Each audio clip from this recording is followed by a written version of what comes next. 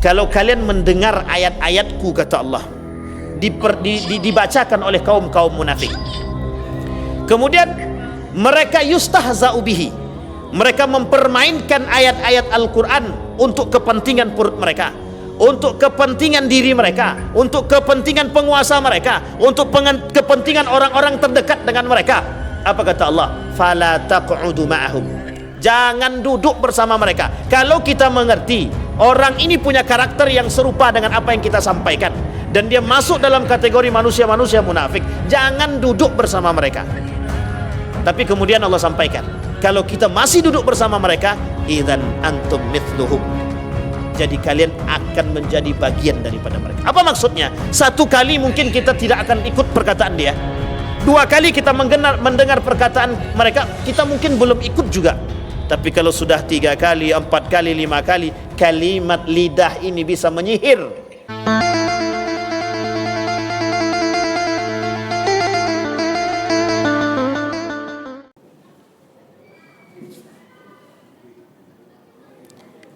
A'udzu billahi minasyaitonir rajim. Bismillahirrahmanirrahim. Assalamualaikum warahmatullahi wabarakatuh. Alhamdulillahi rabbil alamin. Alhamdulillahilladzi arsala rasulahu bil huda wa dinil haqq liyuzhirahu 'alad dini kullih wa kafa billahi shahida. Asyhadu an la ilaha illallah wahdahu la syarika lah wa asyhadu anna Muhammadan abduhu wa rasuluh la nabiyya ba'd. Allahumma salli wa sallim wa barik ala hadzal nabiyil karim. Allahumma salli ala Muhammad wa ala ali Muhammad fil alamin innaka Hamidum Majid. Ya ayyuhalladzina amanu taqullaha wa qulu qawlan sadida yuslih lakum a'malakum wa yaghfir lakum dhunubakum wa may yuti'illaha wa rasulahu faqad faza fawzan 'azima.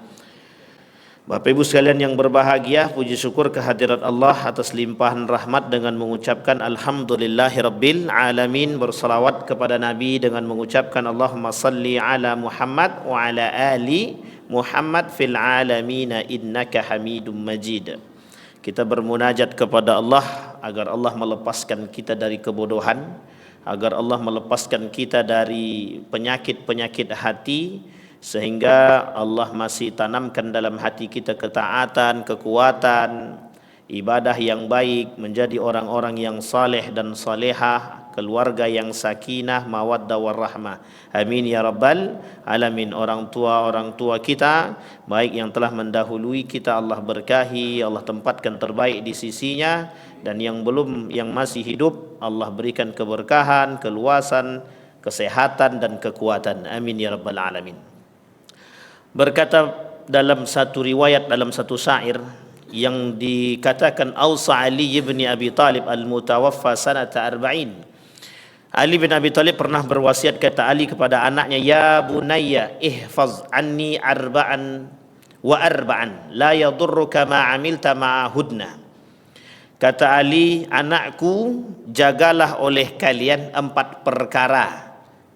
Wa arba'an wa arba'an, 4 perkara dan 4 perkara. La yadurruka ma amilta ma'ahud, kalau kalian berpegang teguh menjalankan yang 4 perkara ini, tidak akan sesat.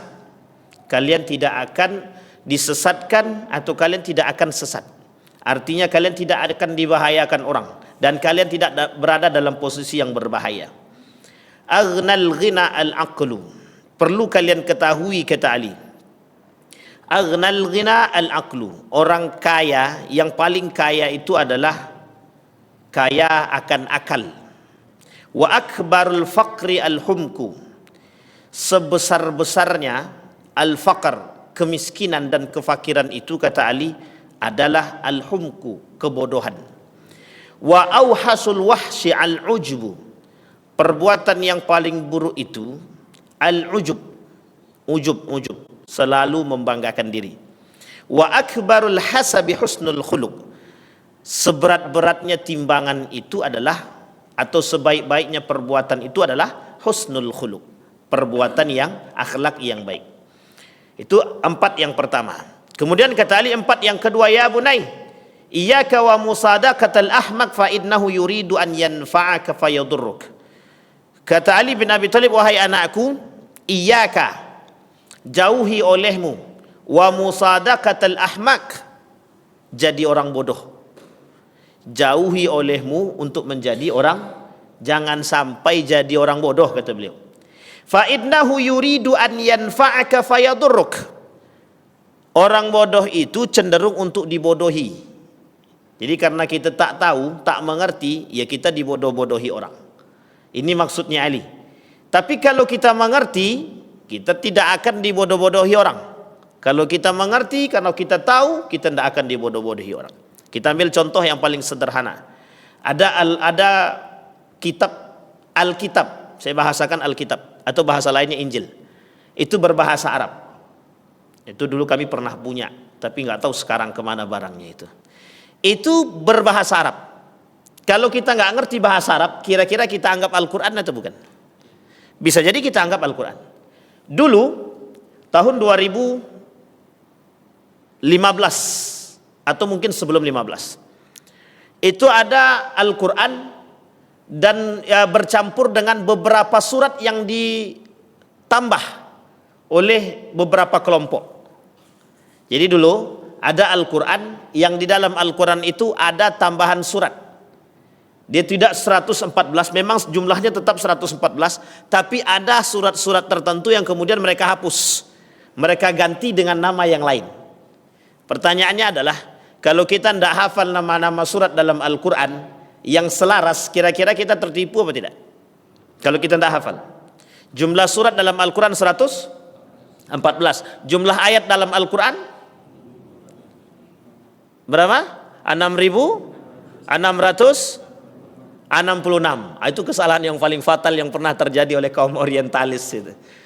6.235. 6.200 ulama sepakat. Ulama sepakat 6.200. Cuma yang berbeda adalah 200 berapanya. Ada yang kata 6.235, ada yang bilang 6.225. Artinya sepakat 6.200 ulama sepakat. Kalau 6.666 itu oleh dua ulama yang mengatakan.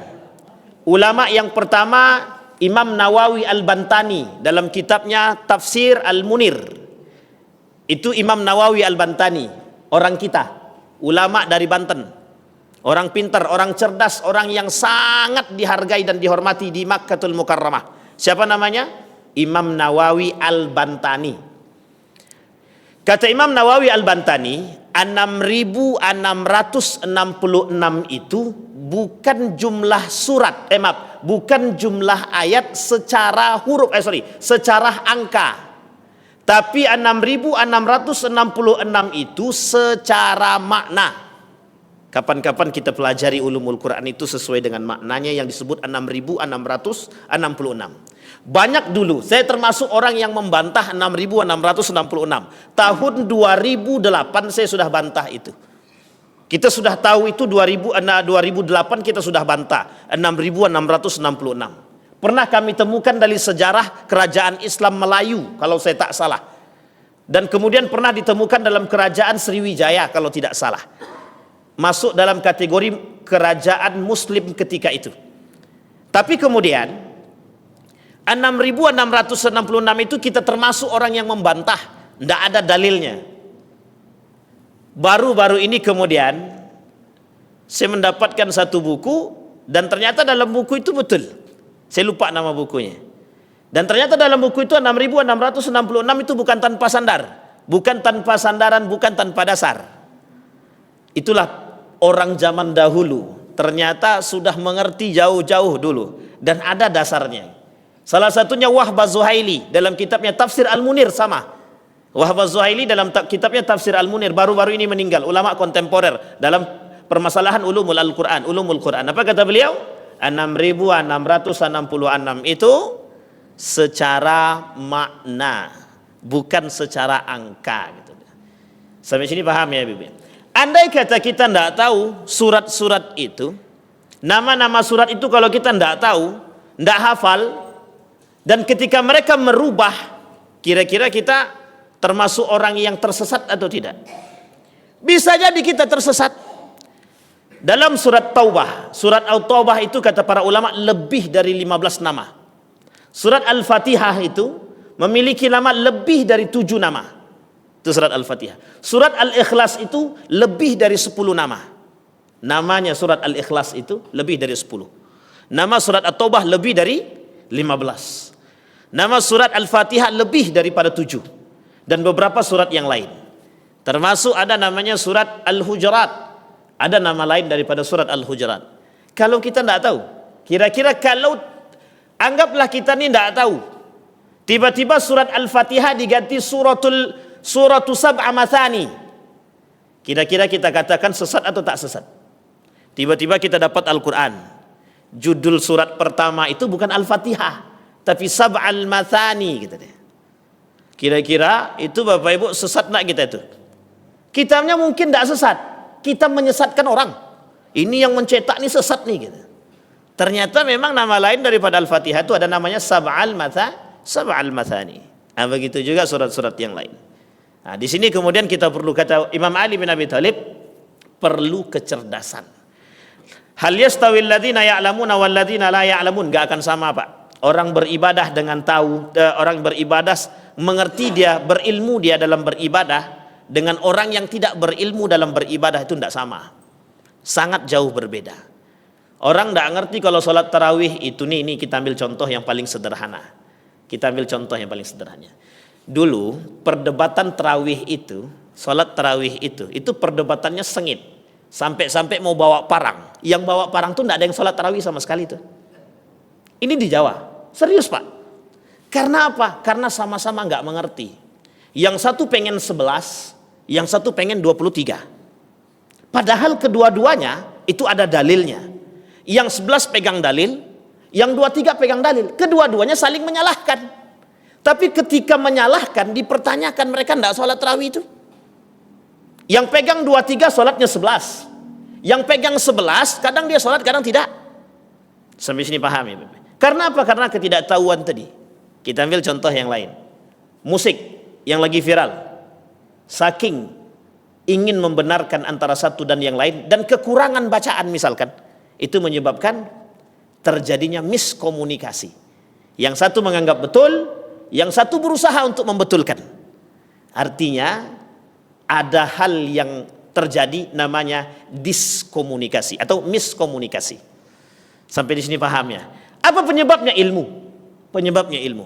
Makanya kalau Bapak Ibu tiba-tiba sholat, ada orang baru datang ke sholat di tempat ibu atau tempat bapak ini, tiba-tiba model mohon maaf, tiba-tiba dia sholat Allahu Akbar, yang tadinya lipat tangan tiba-tiba turun tangannya ke bawah. Nggak usah kaget. Dua mazhab, satu Syiah, yang satu lagi Maliki.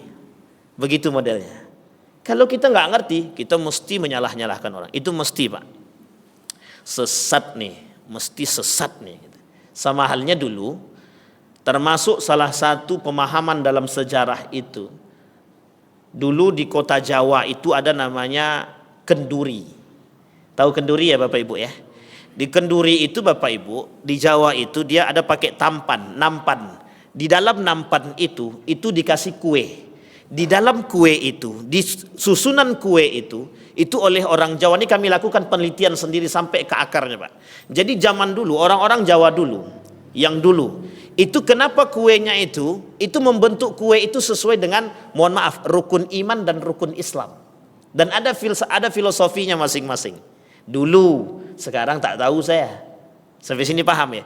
Jadi karena ketidakpahaman kita tentang sejarah, itu menjadi-jadi kita Pak.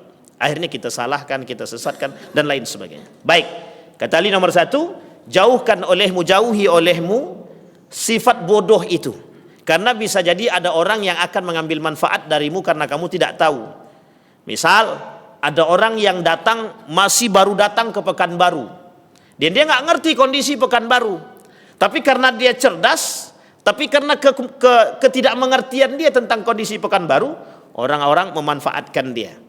Setelah dia tahu, ternyata bahasa lainnya aku dijebak, kata dia. Itu yang paling banyak sekarang ini terjadi. Yang kedua, kata Ali bin Abi Thalib, iyyaka wa musadaqatal bakhil. jauhi olehmu sifat bakhil. Bakhil pelit. Fa innahu yub'idu anka ahwaja ma takunu ilaih. Orang pelit itu menjauhkan yang dekat. Artinya tadi kawan sudah dekat, karena pelit tadi jadi jauh dia. Nah, itu jelas tuh. Maunya ditraktir aja, traktir enggak pengen deh. Pengennya ditraktir, tapi pas gilirannya mentraktir enggak mau. Karena memang dasar pelit itu susah. Jadi gini, Bapak Ibu. Orang pelit itu, sifat pelit itu adalah bagian daripada sifat hubbud dunia. Jadi salah satu karakter cinta dunia itu pelit, itu sifatnya. Pelit. Dia enggak mau berkurang, mengurangi duit itu enggak mau. Mengurangi hartanya enggak mau. Yang kedua, karakternya hubbud dunia tadi, orang-orang yang takut akan kehilangan harta. Nah, termasuk salah satunya pelit. Orang pelit itu takut kehilangan, takut kehabisan. Baik, yang ketiga, wa iyyaka wa musadaqatal fajir fa innahu yubi'uka bittafih. Kemudian, jauhi olehmu orang-orang yang fajir, pendosa. Orang-orang pendosa ini harus kita jauhi. Nah, maksudnya bagaimana? Kalau kita jauhi, kapan mereka dekat dengan kita? Maksudnya adalah pandai-pandai jaga diri dan jangan terlalu sering bergaul dengan orang-orang yang pendosa, mujrimin. Artinya bagaimana? Kalau kita sering-sering bergaul dengan pendosa, kita ikut terjerumus. Kalau iman kita tak kuat. Tapi kalau iman kita kuat, insya Allah kita selamat. Wa iyyaka wa musadaqatal kadzab, jauhi olehmu sifat dusta. Fa innahu kasarab yuqribu alaikal ba'id. Dusta itu, kata Ali, mendekatkan yang jauh, menjauhkan yang dekat. Artinya musuh jadi lawan, musuh jadi kawan, kawan jadi musuh. Musuh itu jauh dari kita. Artinya karena memang satu berseberangan sifat. Yang disebut dengan yuqribu alaikal ba'id. Sifat baik dan buruk ini itu bertolak belakang. Tapi itu bisa menjadi dekat karena apa? Karena ada kita punya satu sifat yang sama dengan mereka. Apa itu? Dusta. Jadi orang-orang yang tadi baik, ketika dia berdusta, musuh pun bisa ikut dengan dia. Yang jauh pun bisa mendekat. Yang dekat bisa jadi jauh. Yang dekat bisa jadi jauh. Apa kaitannya dengan kajian terakhir kita pada hari ini tentang ulama su? Dua, Pak, poinnya. Poin pertama adalah ilmu. Poin kedua adalah dusta. Poin pertama adalah ilmu.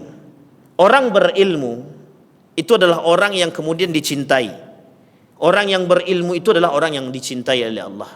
Kenapa demikian? Karena Allah sebut dalam Al-Quran ulul albab, berilmu. Berilmu dengan apa? Dengan iman. Dia menghiasi ilmunya dengan iman dan takwa. Dia hiasi ilmunya dengan iman dan akhlak. Tapi bagaimana kemudian dusta? Dusta adalah sifat atau karakter daripada ulama su. Dusta adalah sifat ataupun karakter daripada ulama su. Nah, baik, kita akan selesaikan ulama su ini biar tidak tergantung. Ini memang kajian ulama su ini memang begitu, Pak. Harus dinikmati. Kalau tak dinikmati memang tak ada nikmatnya sama sekali. Bawaannya susah, suuzon aja. Tapi kalau kita tak suzon susah juga. Itu yang menjadi masalah. Baik, kemarin kita sudah selesai sampai nomor 7. Sombong dipermainkan nafsunya. Baik, dalam kitab Bidayatul Hidayah, orang-orang yang disebut dengan ulama su itu, mereka yang sombong. Sombong karena dipermainkan oleh, jadi sifat sombongnya muncul karena nafsunya. Tapi bisakah begitu? Bisa. Ini kita ambil contoh, Pak. Kita ambil contoh. Dulu kita kasih contoh juga. Profesor itu agak sulit duduk dengan yang gelar S1. Bapak Ibu boleh lihat, itu strata tempat duduk itu berbeda, Pak. Kalau dia masih S1, sarjana, itu tempat duduknya berbeda dengan profesor. Dan profesor nggak akan nyambung dia berbicara dengan S1.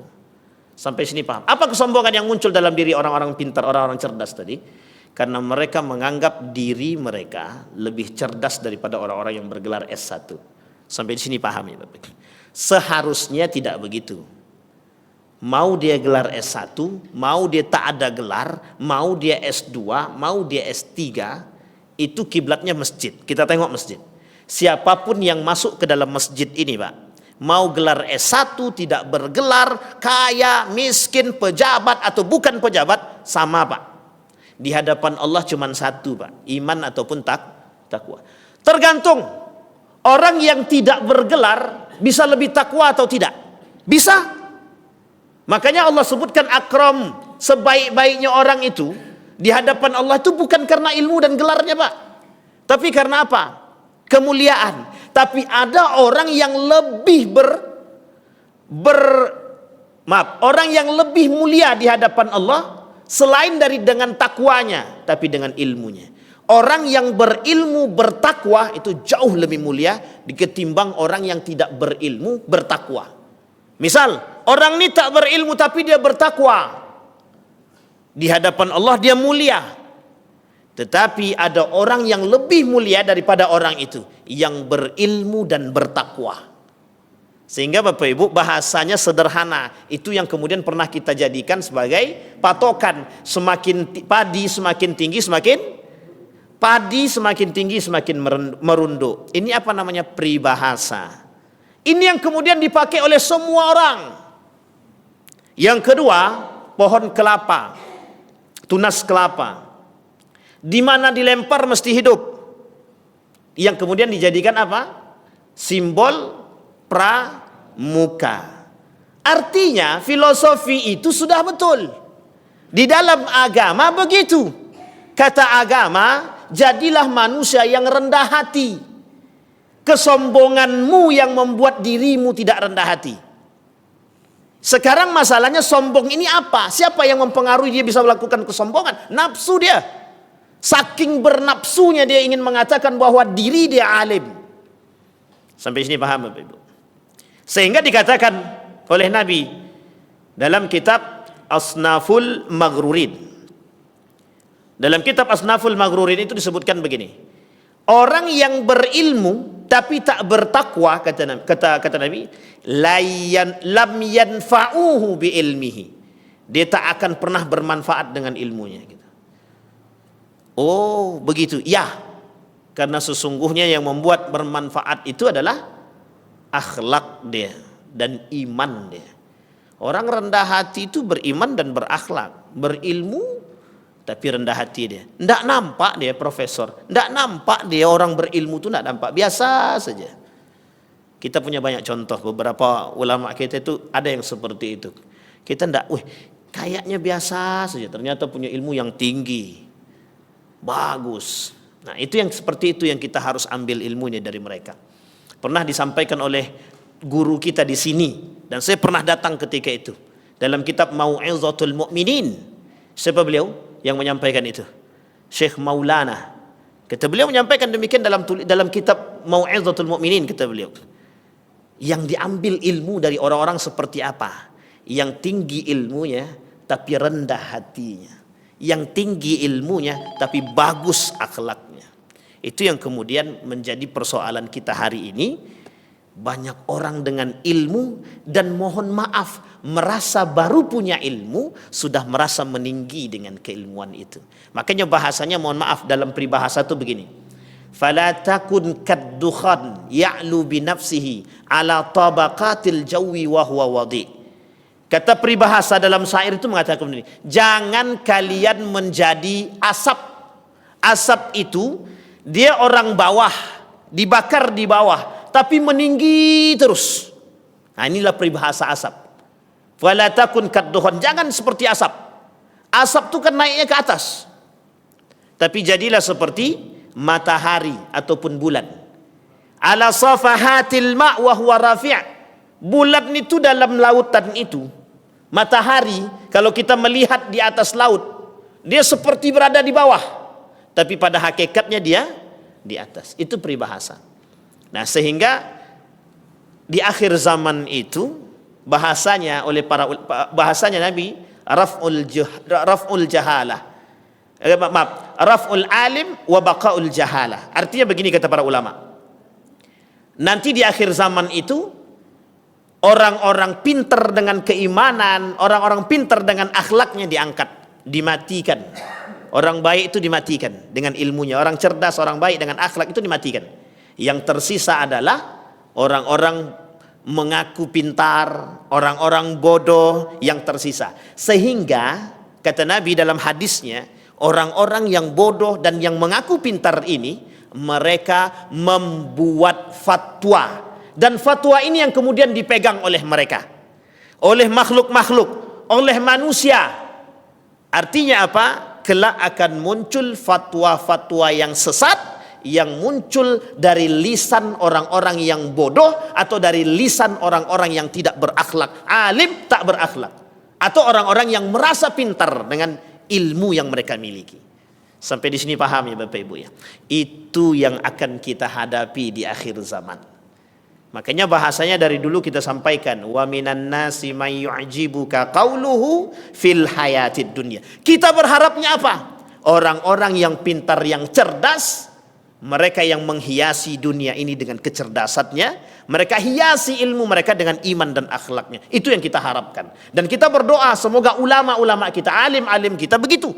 Amin ya rabbal alamin.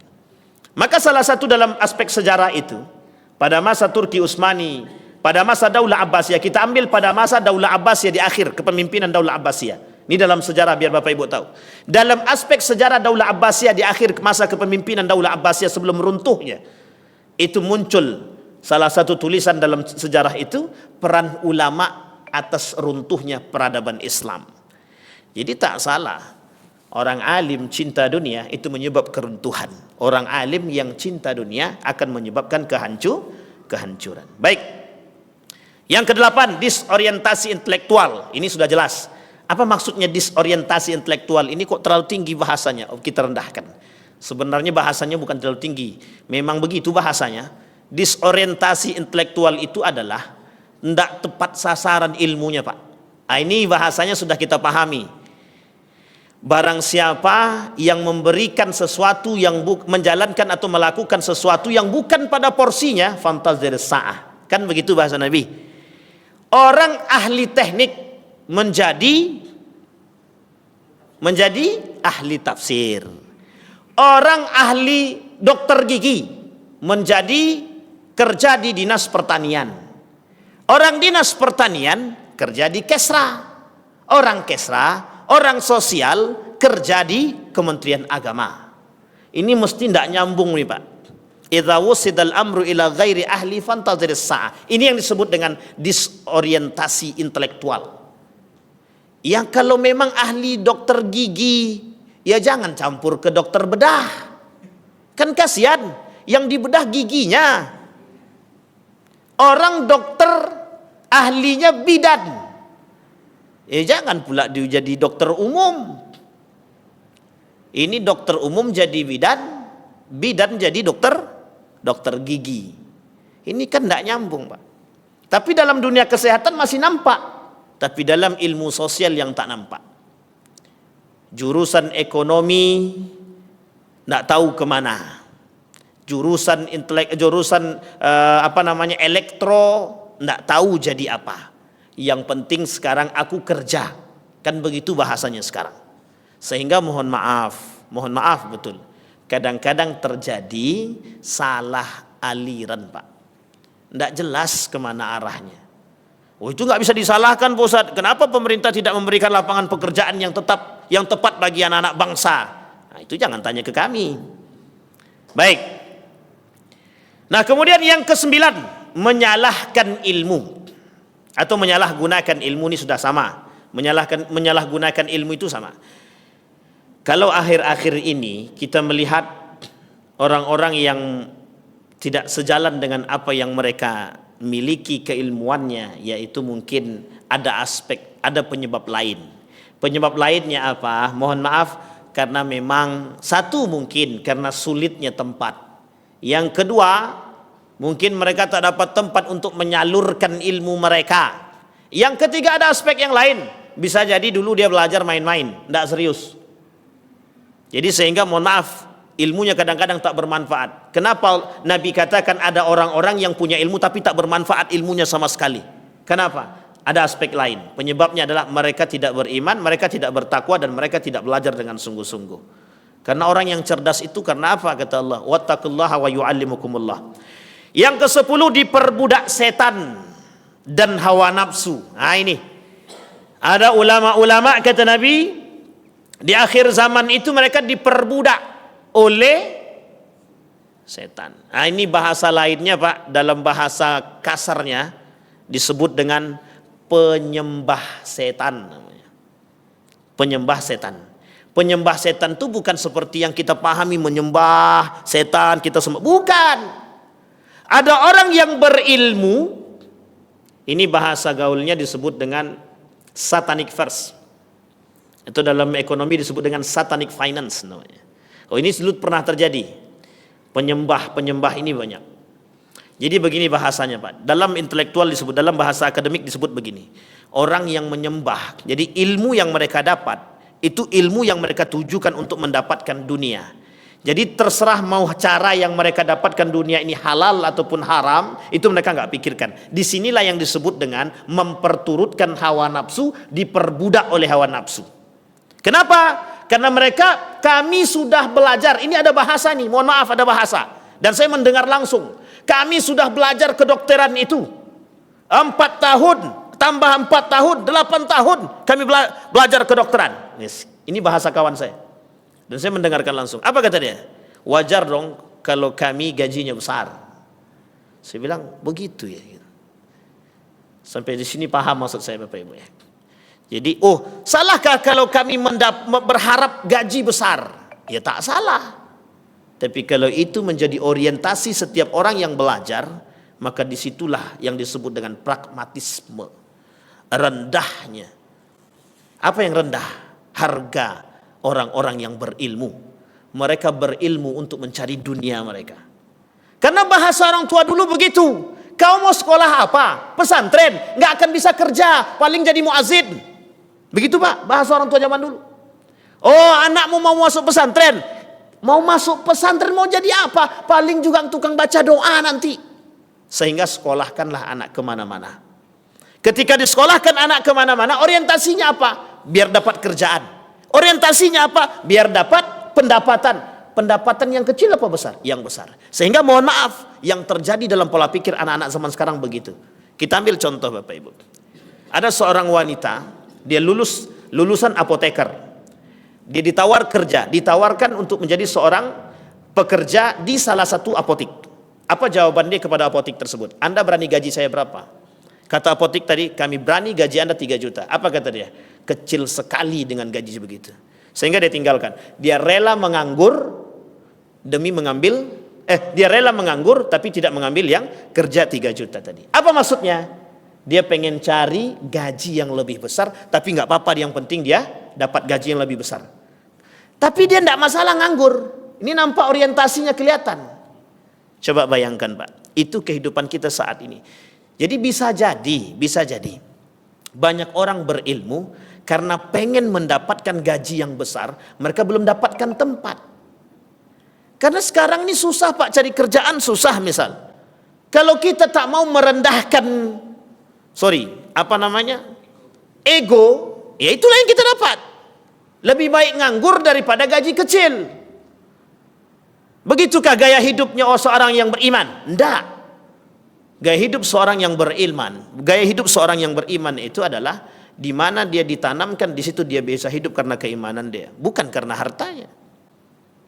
Itu yang kadang-kadang saat ini kita harus merubah pikir Pak. Kata guru saya Profesor Dr. Hamid Fahmi Zarkasi, banyak orang berilmu saat ini seperti itu. Karena mereka merasa diri mereka dengan ilmu mereka, kalau ditempatkan tempat yang kecil mereka nggak akan hidup. Artinya kalau mereka tidak hidup, buat apa mereka mempelajari agama? Mereka nggak yakin dengan Allah. Sampai di sini paham ya Bapak Ibu? Ini yang disebut dengan diperbudak oleh syaitan dan diperbudak oleh hawa nafsu. Karena yang berbicara dalam diri mereka adalah syaitan. Yang berbicara dalam diri mereka adalah hawa nafsu.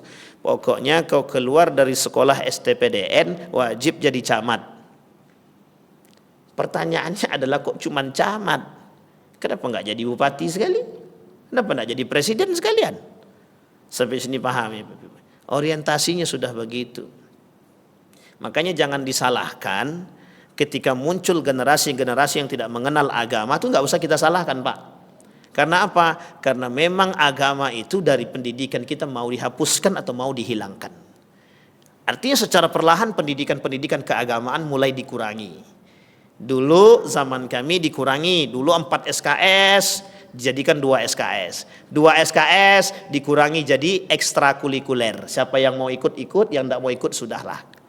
Gitu bahasanya, Pak. Apa yang kita harapkan saat ini?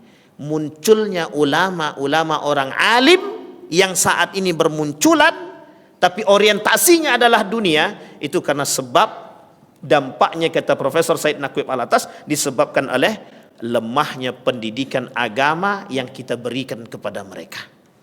Jadi nggak bisa disalahkan, Pak. Memang begitu modelnya, Pak. Kata guru saya, jadilah alim, jadilah ulama yang intelek, bukan intelek yang mengerti agama. Karena kalau intelek yang mengerti agama, dia jual beli itu, Pak, agama itu, Pak. Tapi kalau orang yang beragama, orang yang alim, kecil kemungkinan dia menjual agama itu.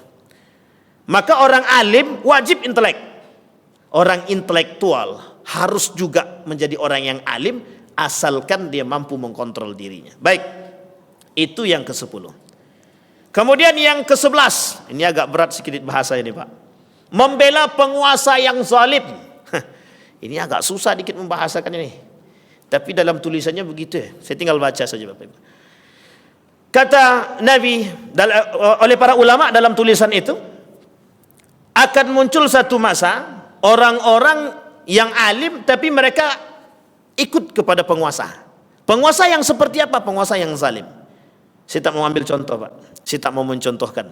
Karena Bapak Ibu semua sudah paham tanpa harus dikasih contoh. Kenapa saya katakan sudah paham tanpa harus dikasih contoh? Itu yang kemudian kita nampak. Itu yang kemudian ditampakkan oleh Allah hari-hari ini, Bapak Ibu. Akhir-akhir ini. Makanya mohon maaf, yang berada di sekeliling para penguasa, ulama yang berada di sekeliling para penguasa yang zalim, cuma 2 tugas mereka, Pak. Merubah mereka atau mereka yang terjerumus. Ulama-ulama yang berada di sekitar para penguasa sangat diharapkan. Para ulama sangat diharapkan berdampingan dengan penguasa. Apa tujuannya? 1, merubah mereka. Kalau penguasa zalim, mereka kasih batasan. Mereka nasihati mereka. Tapi kalau nomor 2, kalau tak mampu menasehati mereka, seharusnya mereka yang keluar dari barisan itu, atau kita yang terjerumus. Imam Al-Ghazali, itu yang dilakukan oleh Imam Al-Ghazali. Kata Imam Al-Ghazali, ketika aku diminta untuk menjadi kepala madrasah, masuk. Karena ketika itu kepemimpinannya baik. Tapi ketika berubah arah daripada kepemimpinan pada masa itu, kata Imam Al-Ghazali, aku keluar dari barisan mereka. Itu Imam Al-Ghazali, Pak. Itu yang dilakukan oleh Imam Al-Ghazali. Bukan membela penguasa yang zalim. Tetapi sebagian ulama mengatakan, apa yang harus kita lakukan ketika kita bertemu dengan ulama, dengan penguasa yang zalim? Kata mereka, bersama dengan wa jama'atuhum, bergabunglah bersama mereka, nasihati mereka semampunya. Kalau tak mampu menasihati mereka, jangan ikut campur dengan urusan mereka, tapi berdiam diri seolah-olah engkau bukan bagian daripada mereka, tapi tetap dalam barisan mereka. Itu bahasanya, Pak. Tapi sebagian ulama yang lain mengatakan, kalau bisa nasihati, kalau tak bisa agak keras dikit, gitu. Ini saya tidak memotivasi yang lain. Ini bukan dalam konteks provokasi. Sampai di sini paham, Bapak Ibu? Hari ini, Bapak Ibu, dampak daripada generasi yang mengerti agama atau yang kemudian mempelajari agama dengan cara tidak memiliki guru dan lain sebagainya, besar dampaknya, Bapak Ibu. Besar sangat dampaknya. Apa dampaknya? Adalah munculnya generasi-generasi yang alim tapi tak berakhlak atau disorientasi ilmunya. Kita tak mau demikian. Itu yang kemudian kita tanamkan kepada anak-anak kita saat ini. Belajarlah menjadi orang-orang yang alim tapi kemudian mereka intelektual, mengerti. Kalau kita alim tapi kita nggak intelektual, kita yang dibodohi orang. Dalam urusan politik kita dibodohi, dalam urusan teknologi kita dibodohi. Maka mohon maaf, saya sejalan, Pak, dengan salah seorang pemikir Dawam Raharjo. Memang dia liberal. Dawam Raharjo ini liberal. Tapi beliau mengatakan, kalau kita umat muslim tidak mengetahui, tidak mengenal teknologi, kita yang dibodohi orang, kita yang diperangi orang. Jadi pesantren harus mengerti teknologi, betul. Kalau lah pesantren tak ngerti teknologi, cuma ngerti bahasa kitab, besok pagi dibom orang, kita nggak tahu, Pak. Salah kata. Maka butuh namanya kolaborasi. Yang 12, membuat tipu daya. Nah, ini memang sudah pekerjaan mereka, Pak. Ada judul bukunya Darul Ulama wa Kaidul Ulama Isu. Jadi tipu daya ulama su. Apa salah satu tipu daya ulama su itu? Ulama su ini artinya ulama yang buruk perangainya, dan itu pasti punya tipu daya karena mereka bermain dengan mereka menggunakan strategi untuk membuat atau kepuasan diri mereka atau kepuasan golongan, sehingga mereka diperdaya oleh syaitan. Nah, ada fitnah ulama-ulama seperti ini, Bapak Ibu. Apa kata Allah dalam Al-Quran? Wallahu ya'simuka minan nas. Ini ada kaitannya, ada sebab turunnya ayat ini. Satu ketika ada orang-orang yang kemudian disesatkan dan dizalimi oleh satu kelompok. Nah, ketika satu kelompok ini dari golongan munafik, dari golongan kafir Quraisy ingin membahayakan, kemudian dianggap oleh Allah itu orang-orang manusia yang menyesatkan. Kemudian turun dalam dia berdoa kepada Allah sehingga turun ayat wallahu ya'simuka minan nas. Maka Allah akan menyelamatkanmu. Artinya apa? Dulu bahaya itu nyata dalam bentuk perang. Sekarang bahaya itu juga nyata dalam bentuk pikiran. Bahaya itu juga nyata dalam bentuk obat-obatan. Bahaya itu juga nyata dalam bentuk makanan-makanan. Perlu kita paham, Bapak Ibu. Gaya hidup itu, gaya hidup hedonisme, gaya hidup yang berlebihan, pakaian-pakaian dan lain sebagainya, itu adalah permainan yang mereka yang mereka setting untuk membuat kita jauh daripada hidup sederhana.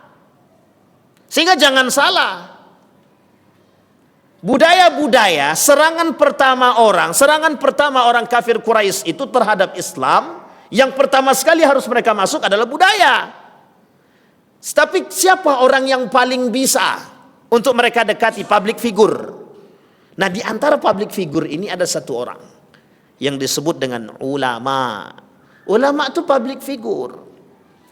Sehingga ketika ulama yang bisa mereka geser dengan gaya hidup mereka, sehingga mohon maaf, kalau ulama bilang A, saya sangat yakin pada unsur agama mesti banyak yang mengikuti. Saya ambil contoh begini, Bapak Ibu.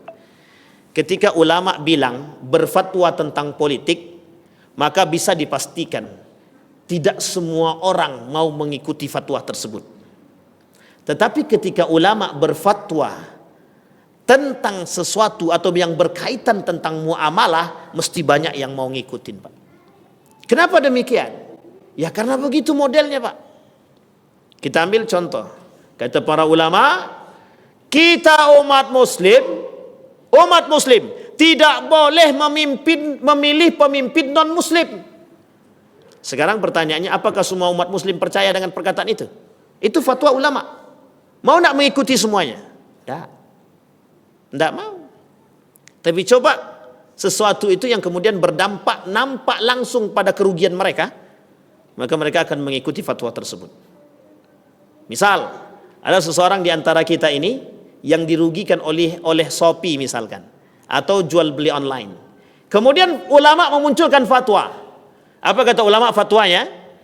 Jual beli online haram, misal. Oh, saya yakin, Pak, kita langsung mengikuti karena kita merasa dirugi. Tapi coba kalau kita merasa diuntungkan, kira-kira kita mau? Nah, begitu keadaan kita hari ini, Pak. Sehingga mohon maaf, begitu cara setan merusak kita, Pak. Dan setan yang merusak ini bukan setan-setan kecil, Pak. Kelasnya Yahudi dan Nasrani, Pak, yang merusak kita. Jadi ulama-ulama kita, mohon maaf, mereka-mereka yang sudah menikmati, tapi kita tidak perlu khawatir, karena kita masih punya banyak orang-orang yang beriman, berilmu dengan iman dan akhlaknya. Ketika orang-orang yang pintar dan cerdas, yang alim, itu mereka sudah diperbudak oleh harta, diberikan beasiswa, diberikan bantuan yang sekian rupa, itu mohon maaf, nggak akan mungkin mereka mengatakan orang-orang seperti itu sesat, itu nggak mungkin.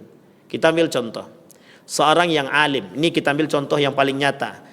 2 hari yang lalu teman saya mengirim satu caption di Facebook itu. Ada seorang ulama dianggap alim karena cerdas dan bergelar profesor, tinggal di Amerika. Tinggalnya di Amerika. Apa kata beliau dalam tulisan dia? Al-Quran itu bukan perkataan Allah tapi perkataan Nabi. Oh, ini bahaya Pak. Atau Al-Quran itu perkataan Jibril. Itu bahaya Pak. Yang ngomong tuh profesor Pak. Saya yakin kita mudah mengiyakan perkataan itu. Kenapa? Karena gelarnya profesor. Sehingga kata kawan saya bantah kawan. Turunlah satu buku judulnya Membuktikan Al-Quran bukan kalam Nabi tetapi kalam Allah. Dan itu berat Bapak Ibu. Kalau masuk dalam dunia perkuliahan, anak-anak kuliah zaman sekarang paling mudah otaknya dicuci. Kenapa? Karena mereka merasa ini dunia mereka dan ini gaya hidup mereka. Oh, ini berat Pak. Kalau sudah tercuci ini, kita ambil contoh Bapak Ibu, sederhana. Beberapa hari yang lalu seorang ibu ngeluh dia. Anakku tidak mau sholat lagi Ustaz, kata dia. Apa kata dia? Aku sholat mah, tapi kan itu urusan aku pribadi. Iya juga gitu. Sehingga lemah kita Pak. Lemah kita. Kenapa kata mereka? Kenapa ente tiba-tiba begitu? Bukannya ente dulu lulusan pesantren? Apa kata jawaban anak tadi? Sekali-sekali berikan kebebasan kepada kami yang harus berfikir. Hingga akhirnya apa? Dia tidak sholat Pak. Ternyata sholatnya apa kata dia? Saya sholat dengan hati gitu. Oh gitu. Dia nggak sholat dengan gerak seperti kita, tapi sholatnya dengan hati. Coba Anda Bapak Ibu bayangkan. Dalilnya apa? Lisan Pak. Arti sholat itu apa? Zikir. Zikir itu di mana tempatnya? Di sini. Coba kalau kita ngomongnya begitu. Mesti orang tua akan katakan sesat. Tapi sejauh mana kita mampu mengatakan kesesatan itu? Pas dikasih videonya orang-orang cerdas yang berkata demikian dan bergelar itu, kira-kira kita juga runtuh atau tidak? Tergantung Pak. Kalau kuat iman kita, kita bertahan. Kalau tak kuat iman kita, kita ikutan runtuh Pak. Sampai di sini paham Bapak Ibu? Baik, itu kaidun Pak. Kaidul ulama su. Begitulah tipu dayanya ulama su yang harus kita jauhi. Fa akhraja Rasulullah sallallahu alaihi wasallam ra'sahu minal qubbati faqala lahum ya ayuhan nas insarifu faqad asamani Allah. Wahai manusia kata Allah, jauhlah kalian dari mereka. Siapa mereka di situ? Itu yang disebut dengan orang-orang yang berkata tapi tak menjalankan apa yang mereka katakan. Orang-orang yang berkata, orang-orang yang melemparkan ilmunya tapi mereka tak menjalankan dengan ilmu mereka. Karakter ulama su. Kabura maqtan 'indallahi an taqulu ma la taf'alun. Itu yang banyak terjadi hari-hari ini. Baik. Nah, kemudian yang terakhir, alhamdulillah, ini selesai. Yang terakhir, ini yang paling berat bahasanya Bapak Ibu. Tapi agak berat juga, menjilat penguasa.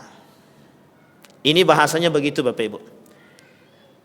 Ulama su, orang yang bergelar ulama dan intelektual yang menjilat penguasa, menjadikan kaum kafir sebagai teman karib serta mentafsirkan Al-Quran sekehendak nafsunya. Dengan bahasa Umar bin Khattab, mereka itu disebut dengan ulama su, adalah mereka yang munafik tapi berilmu. Nah, kalimat akhirnya Bapak Ibu. Inna akhwafa ma akhafu ala ummati munafikun alimul lisan. Yang paling aku takutkan kata Umar bin Khattab kelak di akhir zaman itu, yang disandarkan perkataannya kepada baginda Nabi Muhammad sallallahu alaihi wasallam, kelak yang paling kami takutkan, yang paling aku takutkan adalah orang alim, munafikun alimul lisan. Dia munafik tapi lisannya begitu cerdas, begitu pintar. Nah, kata Allah di dalam Al-Quran begini Bapak Ibu. Ini Allah yang bilang dalam Al-Quran. Apa kata Allah dalam Al-Quran? An idza sami'tum ayati, kalau kalian mendengar ayat-ayatku kata Allah, dibacakan oleh kaum munafik, kemudian mereka yustahza'u bihi, mereka mempermainkan ayat-ayat Al-Quran untuk kepentingan perut mereka, untuk kepentingan diri mereka, untuk kepentingan penguasa mereka, untuk kepentingan orang-orang terdekat dengan mereka. Apa kata Allah? Fala taq'udu ma'ahum, jangan duduk bersama mereka. Kalau kita mengerti orang ini punya karakter yang serupa dengan apa yang kita sampaikan dan dia masuk dalam kategori manusia-manusia munafik, jangan duduk bersama mereka. Tapi kemudian Allah sampaikan, kalau kita masih duduk bersama mereka, idzan antum mithluhum, jadi kalian akan menjadi bagian daripada mereka. Apa maksudnya? Satu kali mungkin kita tidak akan ikut perkataan dia, 2 kali kita mendengar perkataan mereka, kita mungkin belum ikut juga. Tapi kalau sudah 3 kali, 4 kali, 5 kali, kalimat lidah ini bisa menyihir, bisa membuat kita tersihir Pak dengan perkataan mereka. Berat Pak, berat. Siapa yang tak kenal dengan ulama-ulama yang mengerti? Saya tak mau sebutkan Pak, tapi kalau kita sebutkan begitu banyak Pak kontroversi. Mohon maaf. Kita ambil contoh Mama Gufron. Ini contoh nyata Bapak Ibu. Contoh nyata, kita tidak mau kita sebutkan nama ini biar kita tahu betul betapa mudahnya kalimat itu menyihir bagi orang lain. Dia bisa berbicara dengan cacing, berbicara dengan mungkin itu pengalaman dia ketika dia di dalam kubur. Ketika dia pernah dikubur. Oh, itu mungkin pengalaman dia berbicara dengan cacing, berbicara dengan hujan dan lain sebagainya. Tapi mohon maaf Bapak Ibu, jika kita mampu, jika kita bisa percaya dengan perkataan itu, dan kepercayaan kita didasari karena keimanan, faqad kafara. Betapa susahnya membedakan orang yang beriman dan orang yang bermain dengan jin dan syaitan. Mohon maaf Bapak Ibu. Bayangkan, itu kemudahan Bapak Ibu. Lisan bisa menyihir. Lisan bisa menyihir. Ade Armando, berapa banyak pengikutnya? Bapak Ibu boleh lihat berapa banyak pengikutnya, bukan sedikit. Bahkan yang mengikuti dan membenarkan perkataan Ade Armando, Abu Janda itu bukan sedikit Pak. Banyak. Nabi-nabi palsu yang kemudian bermunculan, bukan orang biasa, orang yang berilmu mengerti. Tapi mengapa mereka bisa tersihir dengan perkataan orang-orang seperti itu? Ini yang kemudian menjadi persoalan kita hari ini. Uniknya adalah bermunculan para alim, bermunculan orang-orang berilmu, tapi juga bermunculan orang-orang yang mohon maaf jahil. Maka wajar ketika Nabi mengatakan kelak di akhir zaman isinya adalah raf'ul alim wa baqa'ul jahil. Akan muncul orang-orang yang bodoh, orang-orang yang alim baik itu kemudian diangkat, dimatikan. Begitu kondisi kita hari ini Bapak Ibu. Nah, apa yang harus kita lakukan sebelum kita tutup? Apa sikap kita sebagai seorang yang beriman? Satu Bapak Ibu, jangan pernah berhenti belajar. Karena ilmu itu luas. Semakin berilmu pasti semakin bodoh. Kalau ada orang berilmu semakin merasa pintar, itu mesti bukan orang alim. Yang kedua, kalau kita mengerti orang-orang yang munafik, orang-orang yang berkarakter seperti apa yang kita bahas dan kita pelajari dalam pengajian kita ini, maka sebaiknya kalau kita tak mampu, jangan duduk dengan mereka. Tapi kalau kita mampu, maka duduk dengan mereka, nasihati mereka, ajak mereka untuk kembali ke jalan yang benar. Tapi kalau kita tak mampu mengajak mereka, hindari mereka Bapak Ibu. Kenapa? Karena itu perintah daripada Allah. Tapi kata Nabi, kalau Nabi mengatakan, kalau engkau bertemu dengan kaum khawarij di tengah jalan, kata Nabi, kalau bisa bunuh mereka. Tapi itu perkataan tidak didasari kepada apa? Kalau itu kita ketemu dengan kaum khawarij. Siapa kaum khawarij? Yang merasa dirinya selalu benar dengan ilmu mereka yang mereka miliki. Dan itu bagian Pak daripada tersebut. Maka kami tidak akan mengangkat bahasa Nabi tadi. Yang terbaik untuk kita lakukan di negara kita saat ini adalah bagaimana kita mencoba menghindari orang-orang yang berbicara dengan ilmu mereka, mensihir kita untuk jauh daripada Allah Subhanahu wa taala. Dan yang terakhir, hiasi generasi-generasi kita dengan ilmu. Sesungguhnya yang akan menyelamatkan generasi kita selanjutnya adalah mereka. Tapi kalau generasi kita tak selamatkan, hari ini kita yang hidup di sini saat ini mungkin sampai pada masanya, ya kita tak akan menemukan generasi-generasi yang mengerti dengan ilmu-ilmu demikian Bapak Ibu.